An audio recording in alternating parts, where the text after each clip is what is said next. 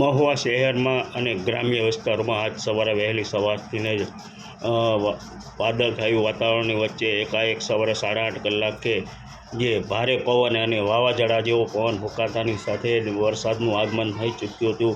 ત્યારે વાત કરવામાં આવે તો મહુવા શહેરના ગ્રામ્ય વિસ્તારોની કે જાદરા, ભાદરા, દુધાળા તેમજ કળસાર જેવા અન્ય ગામોની અંદર વરસાદી માહોલ સર્જાયો હતો અને વરસાદ વરસ્યો હતો। ત્યારે જેસર પંથકની વાત કરવામાં આવે તો જેસર પંથકના ગ્રામ્ય વિસ્તારોમાં પણ ભારે પવન અને ધોધમાર કમોસમી વરસાદ ખાબક્યો હોય તેવા અહેવાલ સામે આવી રહ્યા હતા, જેમાં વીજળીના કડાકા ભડાકા સાથે પણ વરસાદ વરસ્યો હતો। જેસર ગ્રામ્ય વિસ્તારમાં વાતાવરણમાં પલટો જોવા મળતાની સાથે બીલા, શાંતિનગર, સરેરા, ઉગલવાણ, કોબડિયા, છાપરી, તાતણિયા, માતપલ, દેપલા, અયાવેર, ડુંગરપર, બેડામાં ધોધમાર વરસાદ વરસ્યો હતો।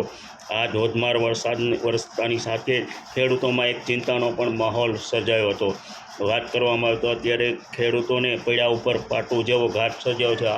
આ વરસાદને લઈને મહુવા પંથકના ખેડૂતોની ડુંગળી હાલ અત્યારે હજી ખેડૂતોની ડુંગળી અત્યારેમાં હજી ખેતરના ઓલામાં પડામાં જ પડી હોય ત્યારે ખેડૂતોને આ ડુંગળીનો પણ જે પાણીમાં પલળી જવા પામી છે। ત્યારે વાત કરવામાં આવે તો આમ જો ઉનાળી બાજરી હોય છે, કેરીનો પાક, તમામ જે પાકો હોય છે તેને અત્યારે વ્યાપક પ્રમાણે નુકસાન થવા પામ્યું છે। ત્યારે આગામી હજી 48 કલાક સુધી કમોસમી વરસાદ વરસે તેવી શક્યતા પણ હવામાન વિભાગ દ્વારા કરવામાં આવી છે। ત્યારે મહુવા માર્કેટિંગ યાર્ડના સેક્રેટરી વિશાલ પાચાણી દ્વારા પણ કહેવામાં આવ્યું છે કે હાલ અત્યારે તમામ અત્યારે ડુંગળી અને લાલ ડુંગળી અને સફેદ ડુંગળીની આવક બંધ કરી દેવામાં આવી છે અને તે ખેડૂત ભાઈઓ જે બીજી અન્ય જણસી લઈને આવતા હોય તેને પ્લાસ્ટિક ઢાંકવા માટે અવશ્ય લાવવામાં આવે તેવું પણ એક માર્કેટિંગ યાર્ડ દ્વારા સૂચના આપવામાં આવી છે। આમ કમોસમી વરસાદને લઈને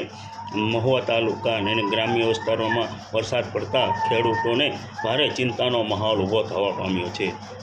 MD ન્યૂઝ, રસદ સાડિયા, મહુવા।